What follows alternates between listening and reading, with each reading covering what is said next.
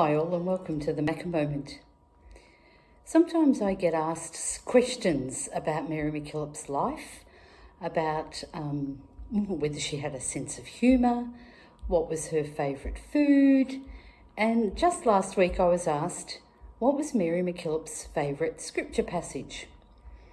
And the response I gave was something like, well, when Mary MacKillop was growing up, attending Mass, Catholic people weren't people of the Word, weren't people of Scripture. They were people of the sacrament, so receiving the sacrament, receiving Eucharist, and the many devotions that were a part of our Catholic Church and still are part of our Catholic tradition.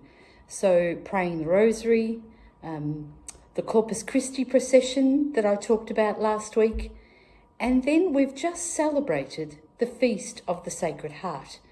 And Mary MacKillop had a great devotion to the Feast of the Sacred Heart. You might have grown up with this image of the Sacred Heart behind you. Sometimes it's like that squashed tomato that they say. So Mary, in her title of the name, really wanted to take Sister Mary of the Sacred Heart. However, Julian's influence was that she take, say, Sister Mary of the Cross. However, we are sisters of St. Joseph of the Sacred Heart. What does that mean for Mary? Well, it's not a particular scripture passage, but it's the way that she lived her life focused on that aspect of Jesus, that Jesus spread love to all the world through his way of showing compassion, of showing love. And that's what Mary continued to do with her life, and that's what she continues to inspire us in our lives.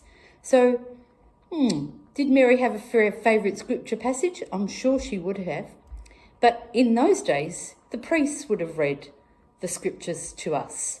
And now it's very different these days. I think Mary would have enjoyed living in these days, in these times as well. So, what's your favourite scripture passage? I'd like to think it's about Mary. Mary would have liked the one about Jesus spreading the love and spreading compassion and going to those who are on the margins, those who were hurting. Have a great week, everybody. God bless.